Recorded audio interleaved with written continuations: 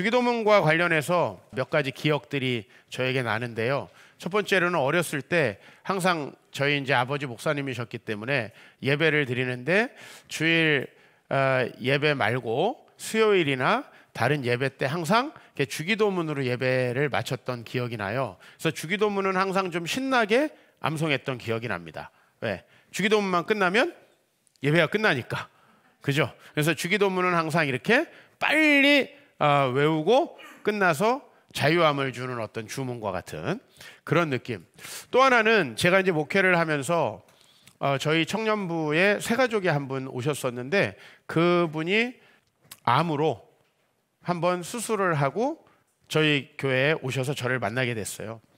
그런데 이제 이분이 두 번째 이제 다시 암 진단을 몇 년 후에 받게 됐고 그 아버지와 어머니 이렇게 가족들까지도 이제 제가 잘 좀 교제하게 됐어요. 그런데 그 아버지께서 여러 가지 이제 딸의 병을 낫기 위해서 하신 거예요. 제가 보니까 이제 교회만 나오신 게 아니라 이제 저 강남역 좀 넘어가면은 봉은사라고 있죠. 봉은사에 가서 뭐 뭔지 하는 그거를 굉장히 비싼 돈을 들여서 하기도 하고 그 다음에 또 그것만으로 부족한 것 같아가지고 병원에 딸이 입원해 있는 동안에 뭔가 아버지로 해야 된다 그러는데 누가 주기도문을 10,000번 외우면은 병이 낫는다 그래가지고 주기도문을 10,000번 외웠다라는 이야기도 이렇게 제가 들었는데 뭐 그런 기억들이 좀 나더라고요. 저에게는 예배가 끝나는 주문 같고 어떤 분에게는 10,000번 외우면 또 자식의 병이 낫는 것 같은 이런 주문으로서도 이 주기도문이 사용되기도 하였다라는 것이죠. 여러분들에게는 주기도문이 어떤 건지 모르겠습니다. 어떤 의미를 갖고 있는지. 근데 이제 저희가 올해 표어가 천국을 누리는 자로 성장하라. 그리고 저희가 마태복음 5장 3절 말씀을 가지고 송구연신 예배를 드렸습니다.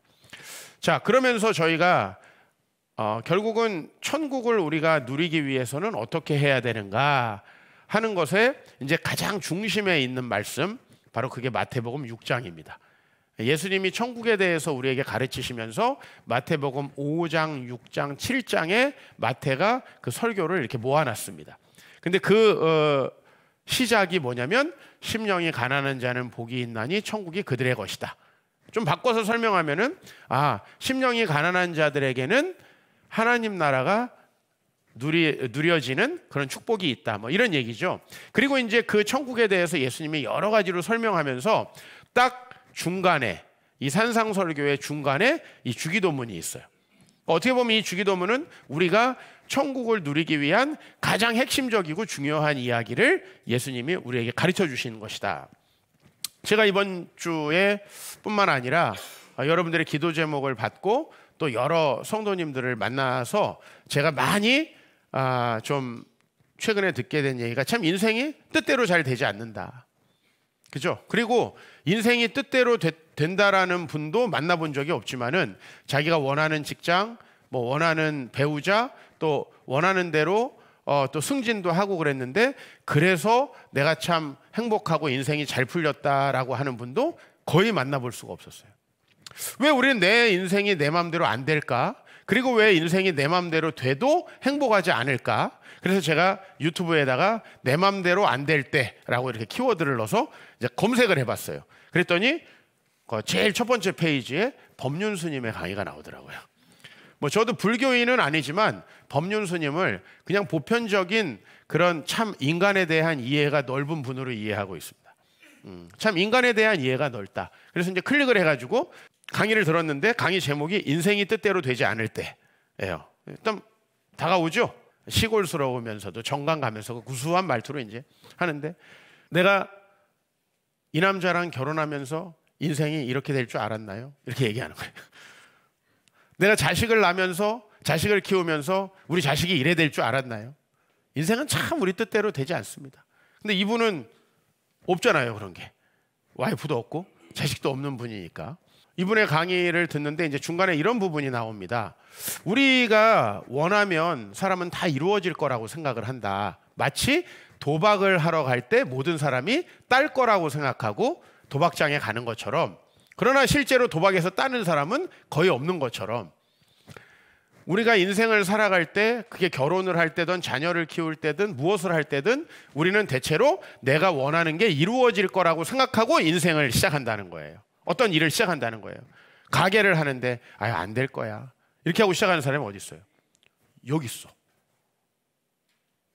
가게는 아니지만 저는 우리 교회를 시작할 때 아무리 생각해도 잘 될 수 있는 방법이 전혀 느껴지지 않았어요. 그래서 안 하려고 그랬어요. 사실 잘 되려고 생각했으면 내가 이말 했을 텐데 하나님께서 교회를 개척하라고 하는데 이리 돌리고 저리 돌리고 아무리 생각을 해봐도 안 될 것 같아요. 여러분 그 안 될 것 같은 일을 하는 그 절망적인 느낌이잖아요. 난 그렇게 시작했는데 결론으로 말하면은 그렇게 안 되진 않았어요. 근데 대부분의 분들은 나랑 반대로 시작하더라고. 반대로 막 자녀 엄청 잘 될 거라고 생각하고 돌리고, 그죠? 막 내가 볼 때는 지금 거의 지옥길로 들어가면서도 너무나 막 해피하게 결혼합니다. 목사님 제가 원하는 사람이랑 막 결혼합니다. 저는 매번 주례할 때마다 이 커플을 어떻게 AS를 해야 될까? 솔직히 이게 제 마음입니다. 대부분의 부부를 얘 결혼하면 되게 행복하겠구나 이런 마음으로 사실 주례하기보다는 앞으로 이런 문제가 예상되는데 내가 힘들겠구나. 그러니 주례를 했는데 또 그 사진에도 또 내가 나오는데 또 AS 안 해줄 수도 없고 AS를 해야 되겠구나. 대충 이제 이런 마음으로 결혼식을 합니다. 약간 배신감 들죠? 저한테 결혼식 했던 분들 그런 마음이었어? 뭐 이렇게 그런 경우가 많다 이런 얘기예요. 근데 이 법륜스님 얘기가 그거예요. 그러면 우리가 원하는 것이 다 이루어질 거라고 생각하고, 또 두 번째는 이루어져야 된다고 생각하고, 세 번째는 이루어져야 내 인생이 행복해질 거라고 생각을 한다는 거예요, 사람들은. 자, 도박장에 가는 걸로 예를 들어볼게요. 내가 도박장에 가면 딸 거라고 생각하고, 한번 따라해 봅시다. 딸 거라고 생각하고, 따야 한다고 생각하고, 따면 행복할 거라고 생각한다.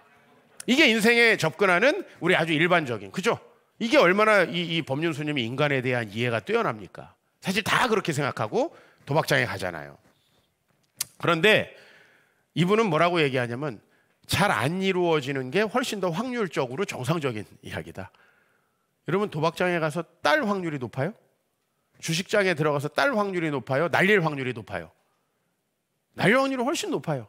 내 인생이 내가 어떤 한 죄인하고 결혼하는데 성경적으로 말하면 의인은 없나니 하나도 없으니까, 그죠?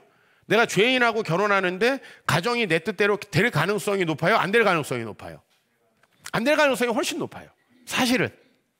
그런데 우리는 그렇게 생각하기 때문에, 그러니까 사실은 왜 우리 인생이 불행하냐면 내 뜻대로 안 돼서가 아니라 내 뜻대로 안 되면 안 된다고 생각하기 때문에 인생이 불행하다라는 거예요.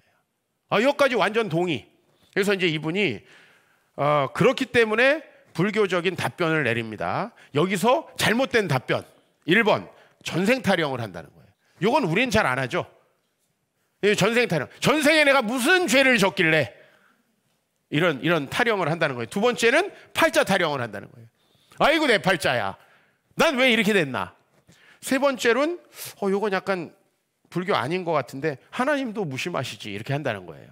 그러니까 이게 기독교인 독자, 나 같은 기독교인 독자를 고려한 반응인 것 같아요. 그래서 이게 300만이 넘었나 봐. 이 강의가 300만 뷰가 넘었더라고요. 전생 타령, 팔자 타령, 신 타령 이렇게 한다는 거예요. 근데 저는 이제 이 지점에서 우리가 얻어야 되는 답변은 뭐냐면 어차피 우리 인생은 내 뜻대로 안 되고, 도박으로 다시 얘기할게요. 거의 딸 가능성이 없고, 두 번째는 꼭 내가 따야 하는 것도 아니며 내가 딴다고 그게 나에게 복된 건 아니다. 주식을 날린 사람의 공통적인 특징이 있는데 처음에 따요. 여러분들도 모르는 우리 교회에서 날린 돈이 한 수십억 됩니다. 교회에서 내가 날린 건 아니고 우리 교회 성도님들이 날려주신 돈이 수십억 됩니다. 근데 그분들이 다 처음에는 딴다는 공통적인 특징이 있어요. 그 다음에 이제 올인 들어간다는 공통적인 특징이 있어요. 자, 따는 게 복이었을까요? 목사님 복이죠. 그 다음에도 따게 해주셨어야죠. 오케이, 좋아요. 그 다음에 땄어요. 그럼 어떻게 할까요? 친척들 돈까지 올인되게 돼 있어요. 친척들 돈까지. 자, 가다가 어차피 한 번 스톱되면 끝나는 거예요, 인생. 자, 따는 게 반드시 좋은가요? 내 뜻대로 되는 것이. 우리 이 지점에서 바로 오늘 산상설교가 시작을 합니다.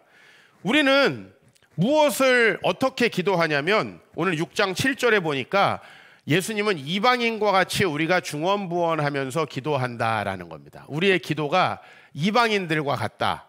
근데 그 이방인과 같이 중언부언한다라고 하는 것은 무슨 뜻이냐면 그 다음 말씀을 보면은 그들은 말을 많이 하여야 들을 줄로 생각한다. 그러니까 우리는 우리의 소원이 이루어져야 된다고 생각하고 그걸 열심히 많이 하나님께 이야기하면 하나님이 들어주실 거라고 생각해요. 그러면 그 결과는 어떨까요? 대부분이 하나님께 삐져 있어요. 기도를 조금이라도 하셨던 분들은 하나님께 삐져 있다는 거예요. 우리 교회에 최근에 이제 청소년들, 저는 청소년들이 관심이 많습니다. 속으로 보고서 여러분 거 보는 것만큼 청소년들을 꼼꼼히 읽습니다. 근데 한 아이가, 누군지 우리 엄마들 체크하지 마세요. 한 아이가 시험 공부를 안 했대요. 그래서 결단사항, 시험 공부를 안 했기 때문에 결단사항이 뭐였냐면은 이번 시험에는 매 과목마다 꼭 기도를 하고 시험 보겠다. 이게 결단사항이었어. 이거 어떻게 믿음이 좋다고 해야 돼? 뭐 어떻게 해야 돼? 난 시험 공부를 안 했어. 그래서 매 과목마다 기도를 하고 시험을 보겠대. 그럼 이거 지름신을 내려달라는 거죠. 시험을 못 봤을 확률 100%로 봅니다. 저는 시험 공부를 안 했으면 못 봐야 된다고 생각을 합니다. 정의의 차원이 아니고 그래야 그 다음 시험을 잘 볼 수가 있어요. 시험을 못 봤는데 잘 돼. 내가 내 맘대로 결혼했는데 인생이 잘 돼. 내가 내 뜻대로 했는데 잘 돼. 우리 하나님 뜻에 대해서 이만큼이라도 생각하게 될까요? 내가 인생이 좀 잘 돼 본 적이 있어요. 내 생각해 본 대로 좀 인생이 풀려 본 적이 있어요. 바로 하나님 배신하더라고 내가. 바로 하나님 배신해. 그러니 그게 두세 차례 더 갔으면 저는 하나님이고 죄송한 말로 나발이고 없을 놈이에요. 근데 제가 브레이크가 딱 걸렸어요. 교만하니까 브레이크가 딱 걸렸어요. 그러니까 그때 하나님께 가야 되겠구나 이런 생각이 드는 거예요. 그래서 내 인생이 행복한 길로 가기 시작한 거예요. 내 뜻대로 꼭 돼야 됩니까? 오늘 우리는 이방인들의 기도에 대해서 지금 예수님 먼저 얘기하고 있다는 걸 아셔야 돼요. 우리 대부분은요, 기도할 때 내가 먼저 소원을 정해놓고 기도를 합니다. 그리고 그 기도가 반드시 이루어져야 된다라고 생각을 합니다. 그런데 그 뜻대로 이루어지면 정말 행복할까라고 하는 거죠.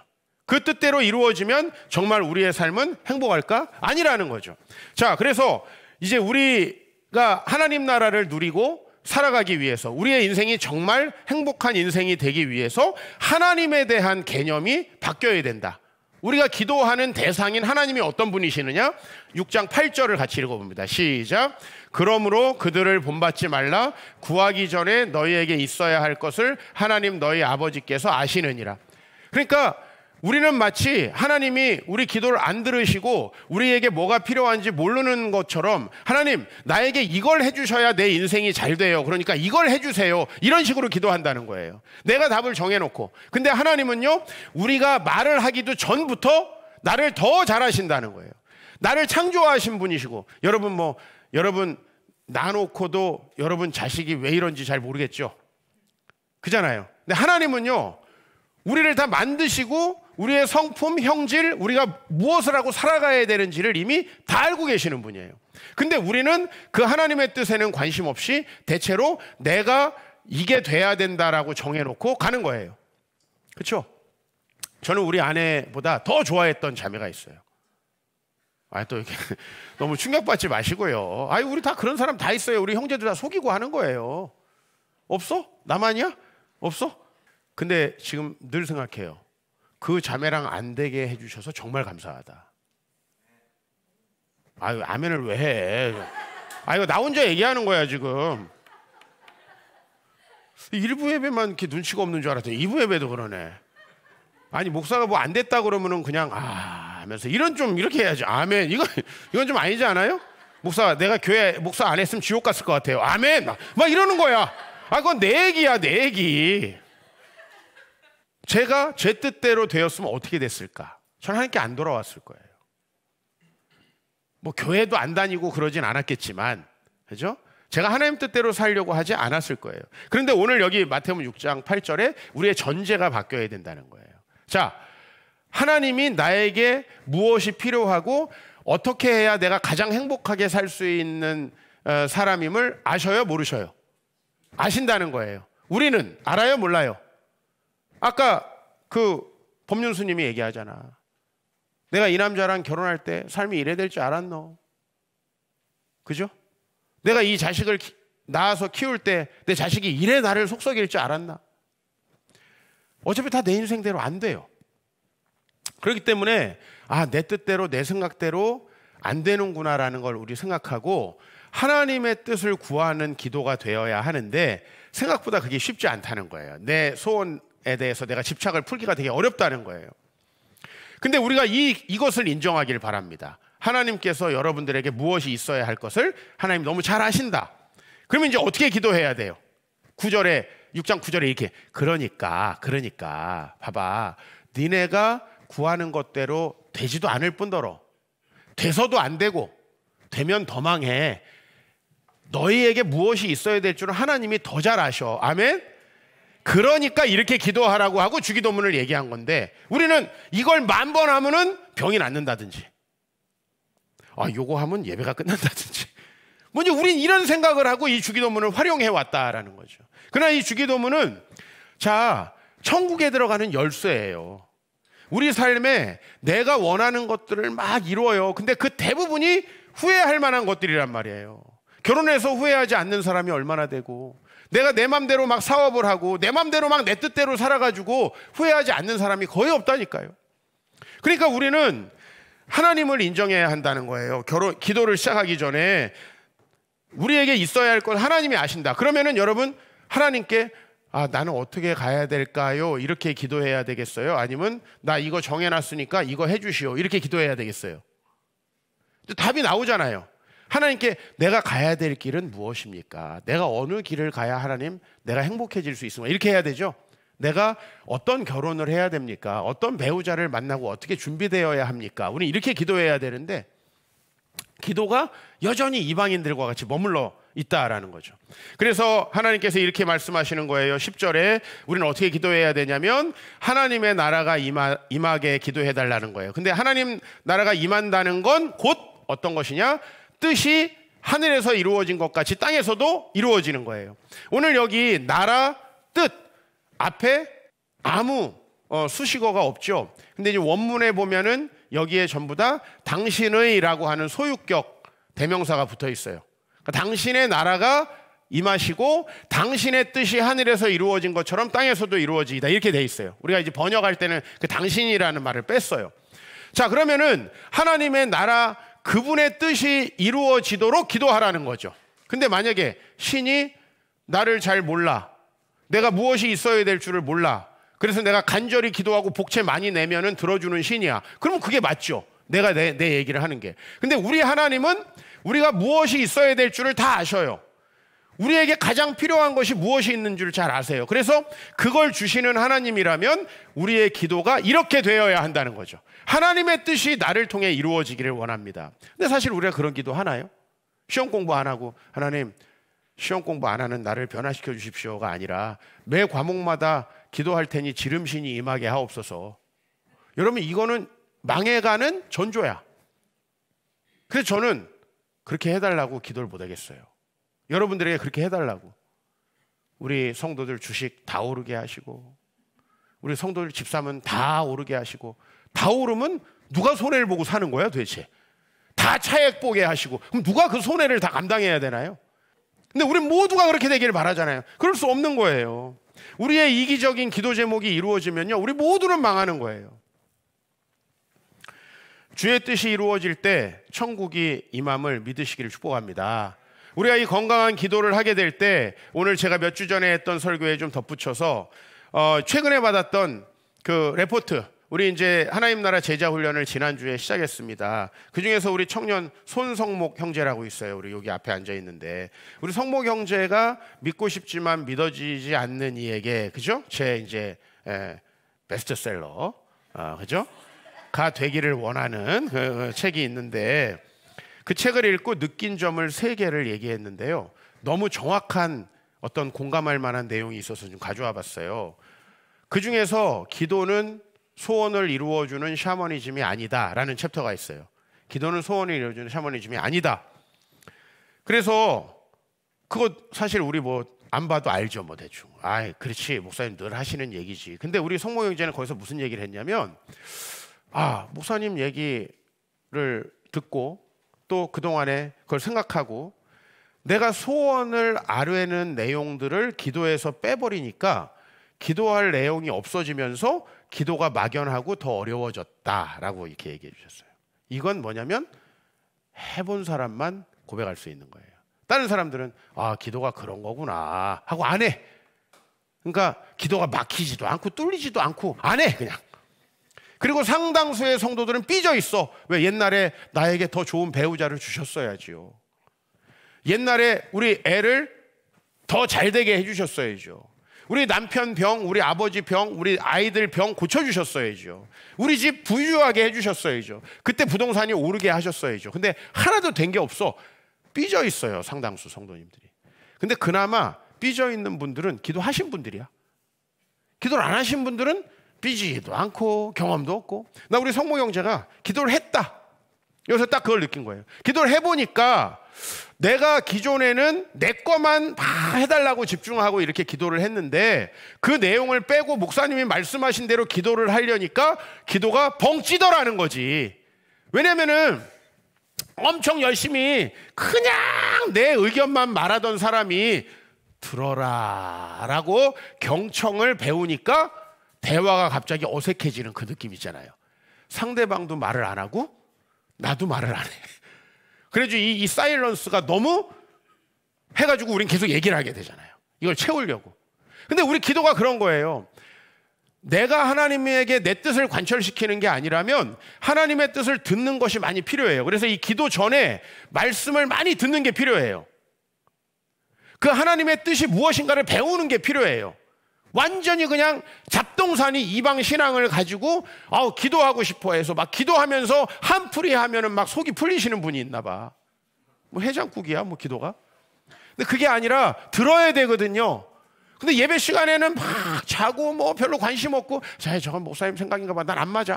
안 맞아. 그래서 기도만 하는 분들이 있어요. 100% 안 되는 거예요. 공부는 하나도 안 하고 주여 사회 시간입니다. 사회 시험을 보는데 사회는 또 너무 옛날 거 사탐 시간이요. 죄송합니다. 사탐 시험을 보는데 잘 보게 해 주십시오. 이게 뭡니까 이게? 근데 사실 저는 그 청소년 애를 뭐라고 하는 게 아니라 우리 대부분이 그렇게 하고 있다는 거예요. 저는 우리 성모 형제가 기도하고 있다라는 것을 여기서 확인하고 되게 감사했고 제가 대화를 해보니까 우리 성모 형제가 기도를 하고 있어요, 실제로.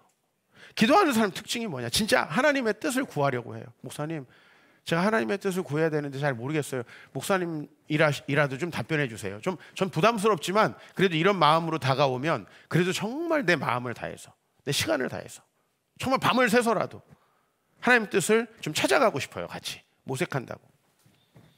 여러분이 실망해서 좀 먼저 벗어났으면 좋겠어요. 내가 기도를 했는데 안 됐어. 이 실망에서 좀 벗어나기를 원합니다. 오늘 혹시 그 아이 시험을 못 봤더라도 실망해서 벗어나기를 축복합니다. 지금 여기 없습니다. 일부 예배 드렸습니다. 하나님도 무심하시지. 내가 과목마다 기도했는데 이럴 수가 있는가? 그 실망에서 벗어나기를 좀 제가 바랍니다. 우리 인생이 솔직히 힘들고 때로는 원망이 드는 게 사실입니다. 한 2, 3년 전쯤인가요? 어떤 자매가 저한테 목사님, 우리 교회에서는 목사님만 행복하신 것 같아요. 근데 이 얘기가 참 제 귓가에서 떠나질 않아요. 너무 슬프고 좀 안타깝고 죄송스럽고, 그죠? 믿음의 부모님 만나서 어렸을 때부터 제게 인도하심을 받고 또 하나님 안에서 제 나름대로 길을 찾아가고 그러다 보니까 제가 우리 아내보다 더 좋아했던 걔랑 결혼 안 하고 지금 우리 와이프랑 결혼해서 너무 행복하고 뭐 이런 모든 걸 생각하면 좀 저는 감사한데 참 우리 교회에서 자녀들을 잃어버리신 분들도 계시고 부모님을 어린 나이에 일찍 잃어버린 분도 계시고 정말 지옥과 같은 결혼 생활을 하면서 고통스러워하는 분도 계시고 왜인지 모르지만 물질적으로 너무 어려운 분들도 계시고 좀 너무 마음이 아파요. 근데 그러면은 다른 길이 있는가에 대해서 좀 생각을 해보는 거예요. 하나님을 원망하고 난 안 믿어. 기독교인은 아예 나 많이 기도해봤는데 들어주시지도 않고 이렇게 가면 답이 있느냐는 거예요. 한번 그렇게 가보신 분들 다른 답이 있습니까? 다른 답이 없어요. 그죠?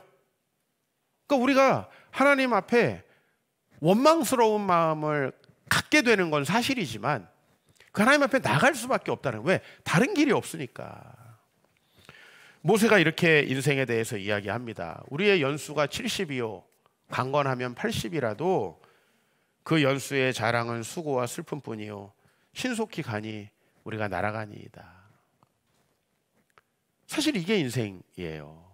사실 크게 보면 참 내 뜻대로 안 되는 게 인생이고, 사실 우리는 뭐 죽음을 향해 달려가는 기관차 아닙니까? 시간 순서가 좀 다르지만 우리의 뜻과 계획과 아무 상관없이 우리는 사실은 죽음을 맞이하잖아요.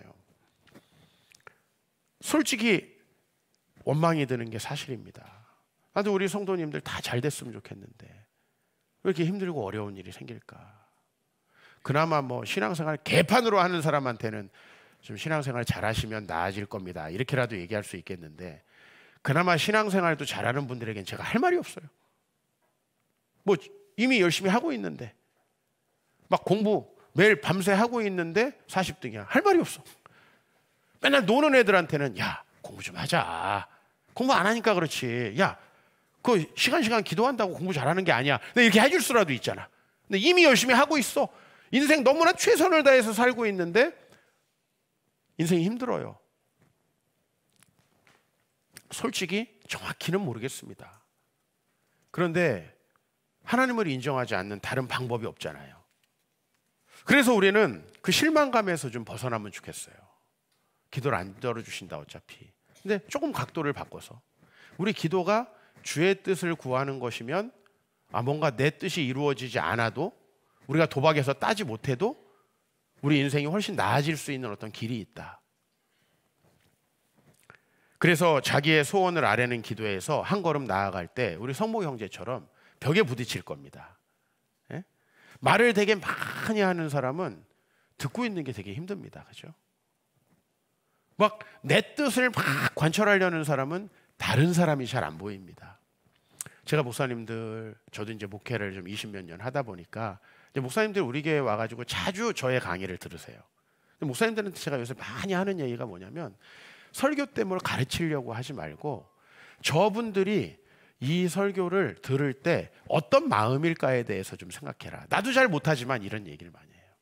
근데 이제 목회 경험이 짧으신 분들은 주로 뭔가 새로운 가르침, 막 기가 막힌 어떤 책의 인용구들을 막 해가지고 막 성도님들에게 막 전달하려고 하는데, 성도님들은 난 관심 없는데 그 성경 구절이 뭐 어느 학자가 무엇라고 말했던지 난 모르는데, 이런 식이에요.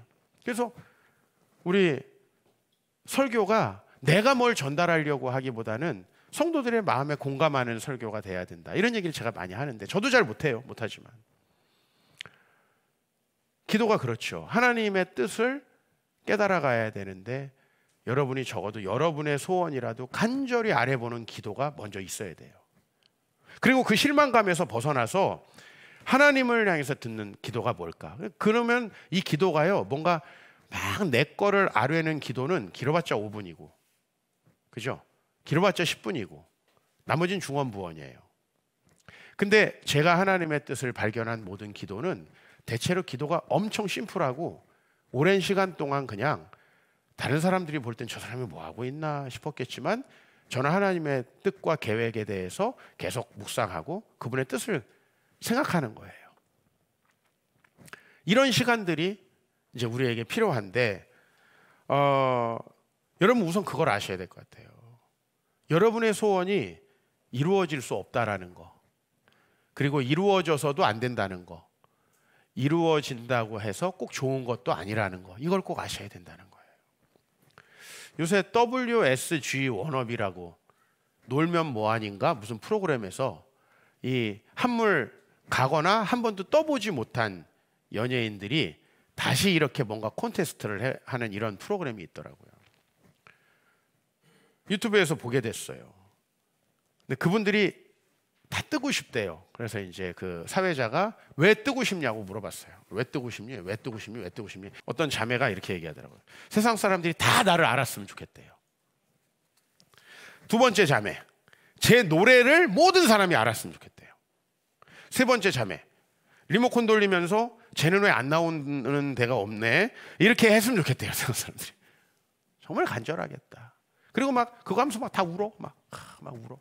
근데 안 될 것 같고, 첫 번째는. 두 번째는 되면 되는 대로 엄청난 악플과 또 사람들의 구설수에 오르게 되는 거죠. 우리 목회자들 유명해지면 참 오해하고 욕 많이 먹습니다. 알려지는 만큼의 욕을 먹는 거예요. 그러니까 사실은 알려져도, 교회가 커져도 안 커져도 인생은 내 뜻대로 된다고 행복해지는 거는 절대 아니라는 거예요.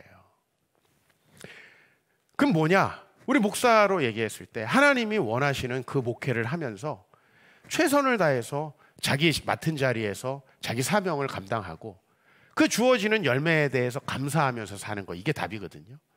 사람들마다 다 성향이 다르고 성품이 다르고 달란트가 다르기 때문에 우리 목사님들, 저는 항상 얘기하는 거예요. 다 자기만의 목회를 해야 된다. 근데 다 크게 부흥하고 싶으니까 자꾸 남을 따라하고 더 안 되는. 여러분은 어떤가요? 저는 그냥 종교계에 대해서 얘기를 하는 거예요. 여러분은 어떤가요? 하나님이 나에게 주어진 달란트를 가지고 내가 있는 분야에서, 내가 지금 속한 곳에서 최선을 다해 섬기면서 우리 주님께서 나를 사용하시면 참 감사하겠다, 이런 마음으로 사시나요? 아니면 여러분이 다 이렇게 됐으면 좋겠다고 정해놓으시나요? 아마 대부분 후자이실 거예요. 우리 남편 이런 분이니까 내가 이렇게 섬겨야 되겠다가 아니라, 모든 자매님들의 기도 제목은 우리 남편이 바뀌었으면 좋겠다는 거죠. 남편의 기도 제목은 뭘까요? 아내를 바꿔줬으면 좋겠다. 좀 심각한 내용이지만 여러분, 우리 그런 거예요. 하나님의 뜻이 무엇일까에 대해서 생각을 해보는 거예요. 우리 세상은 다 경쟁하잖아요. 목사들도 다 뭔가 그럴싸하게 목회하고 싶잖아요. 근데 하나님이 그 목회자들을 부르신 부르심이 다 달라요. 이번 주에 대천 한화콘도에 가가지고 바닷가 5분 거닐고 하루 종일 강의만 엄청나게 하다 집에 왔어요. 나 대천까지 가서 왜 그렇게 해야 되는지 모르겠지만 너무 프로그램을 무식하게 짜놨어. 오전에 성경 공부 밥 먹고, 오후에 성경 공부 밥 먹고, 저녁에 설교하고. 근데 제가 거기 가가지고 선교사님을 한번 만났어요. 제 타임이 아닌 타임이 하나 있었는데 그 타임에 이제 와가지고 말씀을 전해주신. 근데 세네갈에서 선교하시는 분이에요. 근데 너무 행복해 보이는 거예요. 적어도 그분에게는 나 유명해져야 되는데, 나 뭐 잘 나가야 되는데, 나 막 서울에서 막 강남에서 이런 게 없더라고요. 그러니까 그냥 너무 평안하고. 그래서 이분이, 선교사가 이름이 나귀야, 나귀.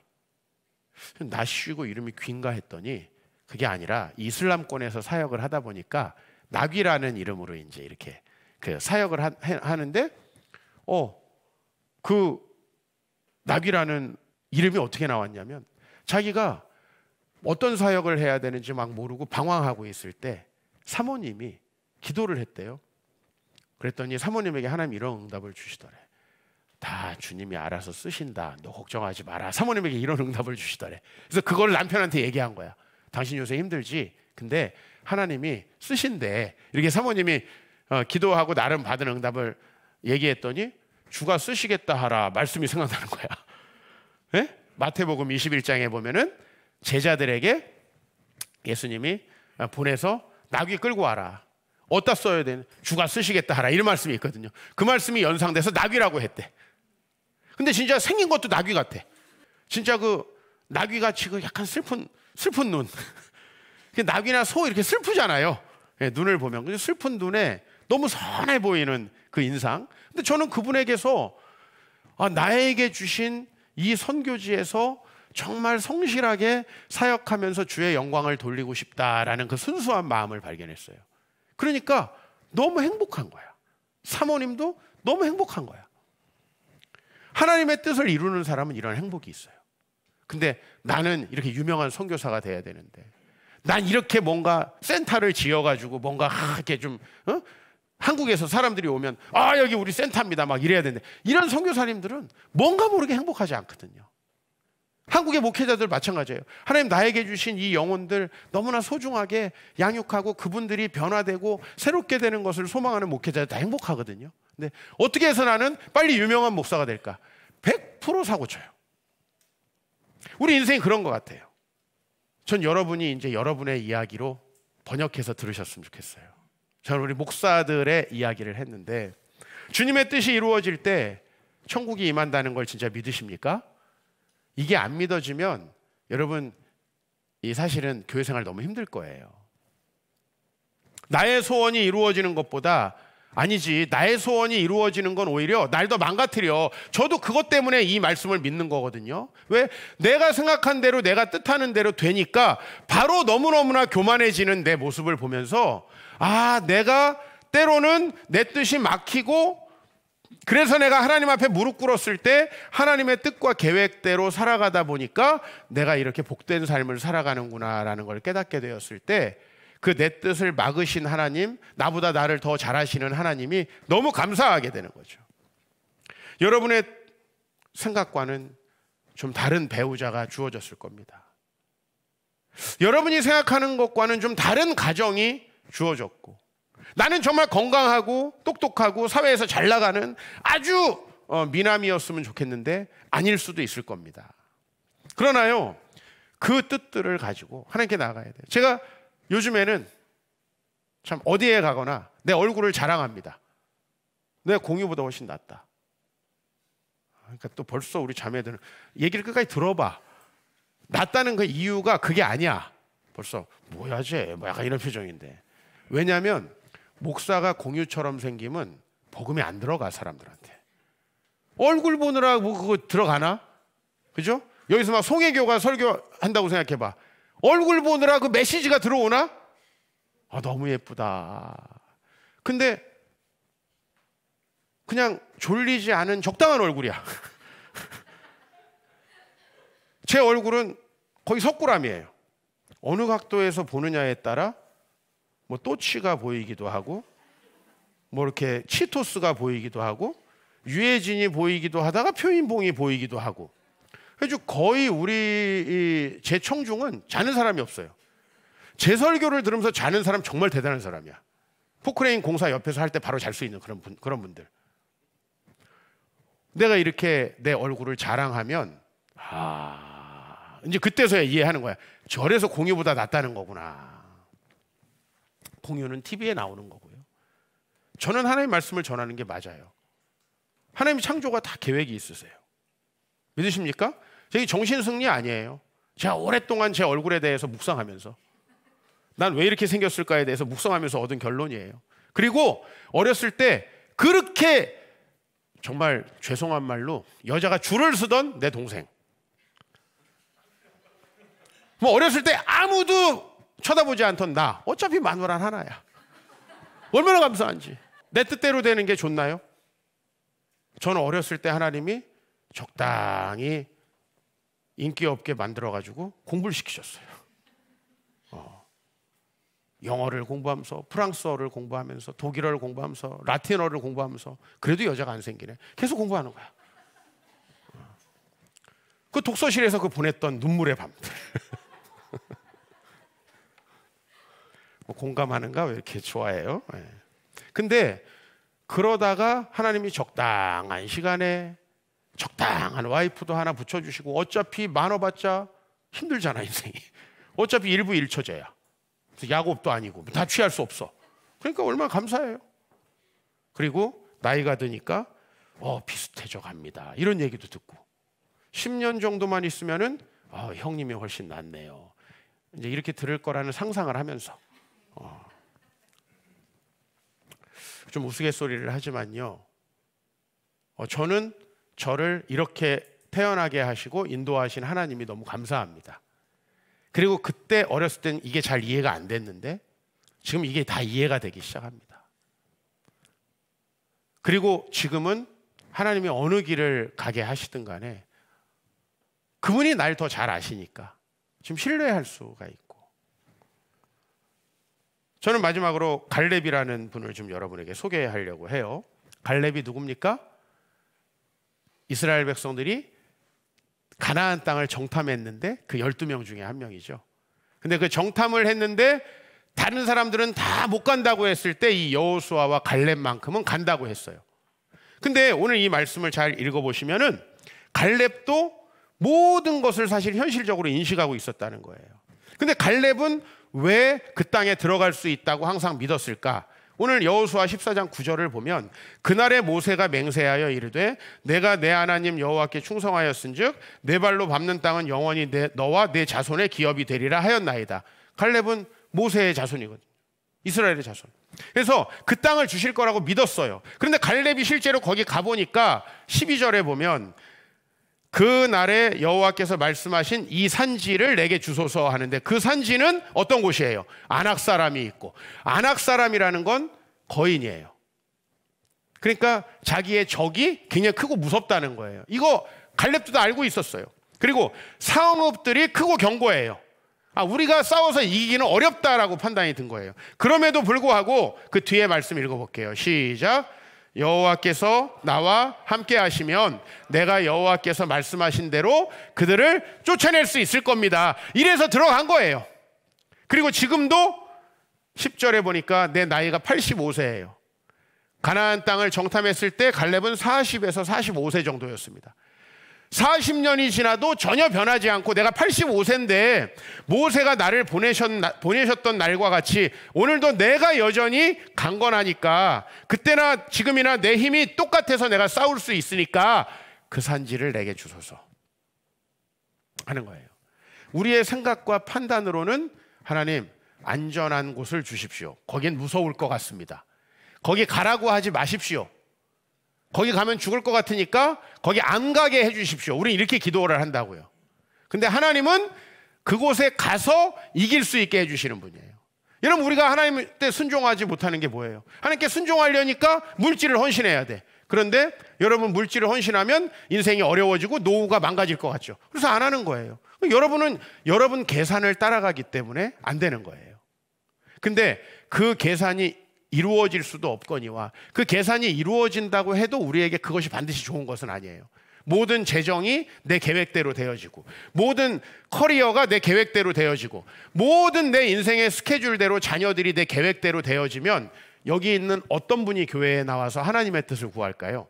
여기 있는 목사부터 아무도 하나님 나라와 상관없이 매우 이기적인 삶을 살아가겠죠. 그런 사람들이 모인 세상이 지금보다 얼마나 각박할까요? 저처럼 하나님, 그래도 하나님 뜻에 따라 살아야지 하는 이런 사람도 한 명 있고, 박 목사님처럼 신내림까지 받았었는데 그래도 하나님 뜻에 따라 내가 세상의 빛교회에서 목사님을 잘 도와서 섬겨야지, 이런 사람이 있으니까 세상이 조금 살만해지는 거지.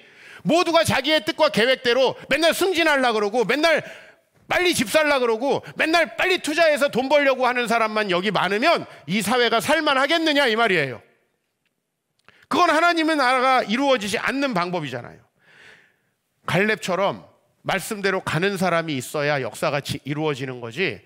거기 가면 어려울 것 같네, 힘들 것 같네, 아무도 하나님 말씀에 순종 안 하면 우리가 사는 이 세상이 더 힘들어진다라는 거예요. 그래서 여전히 여러분들이 하나님의 나라를 이루는 그런 복된 삶을 살려면 여러분의 소원이 하나님 나라가 이루어지는 것이 되기를 축복합니다. 뜻이 하늘에서 이루어진 것 같이 땅에서도 이루어집니다. 그럼 땅에 내가 살잖아요. 나를 통해 이루어져야 되는 거예요. 그게 근데 여러분에게 가장 좋은 길이라는 걸 믿으시기 바랍니다. 그리고 그 하나님 나라가 임한다는 것이 바로 내가 살아가는 이 공간이 더 아름다워지는 거예요. 내 소원이 이루어지는 게 아니라. 그리고 동시에 우리가 복된 삶을 살아가는 길이 되는 거예요. 이거는 참 받아들이기 어려운 거예요. 그러나 그걸 받아들이고 하나님의 뜻을 구하면서 살아가는 사람들이 그리스도인이고, 그런 사람들에게 하나님께서 복을 주시는 것이죠. 오늘 여러분들의 삶이 하나님 앞에 속상하고 힘들 수 있고요. 또 내 기도해봤자 안 들어주시던데 라고 생각할 수도 있고요. 또 내가 지금 기도하던 이 기도에서 벗어나려고 하니까 5분도 앉아있기 힘들 수 있어요. 그래서 훈련이 필요한 거예요. 하나님의 뜻을 듣고 구하는 훈련이 필요한 거예요. 왜 나는 기도를 5분도 못하는가? 그것은 내 소원을 아뢰기 때문이에요. 그렇기 때문에 기도하기가 어려운 거예요. 그 하나님의 뜻을 구하며 그분을 묵상하며, 글쎄요, 주변에서 뭘 하는지 모르겠지만 내가 하나님을 만나는 그 시기만큼은 그 주변이 전혀 인식되지 않았어요. 그리고 하나님과 내가 뭔가 영으로 말하고 있는 거죠. 근데 그런 이후에만 제 인생이 정말 탁월하게 한 걸음 발전한다는 것을 경험하게 되었어요. 여러분, 형식적인 종교 생활 하지 마세요. 요거 2부 예배 잠깐 나왔다가 집에 가도 아무 변화 일어나지 않습니다. 솔직히 얘기해서. 저 목사 아들로 성경, 찬송 다 외우면서 50년 신앙생활을 한 사람입니다. 여러분이 그 어떤 신앙생활을 했더라도 그거보다 100배, 1000배 신앙생활 많이 한 사람이 저예요. 근데 내 뜻을 구하면서 그저 예배 형식적으로 한번 나와가지고 인생 잘 되는 사람을 난 단 한 명도 못 봤어요. 오늘 여러분들 하나님의 뜻을 구할 때, 그분의 뜻이 이루어질 때 여러분에게도 천국이 임한다는 것만큼은 꼭 기억하시길 축복합니다.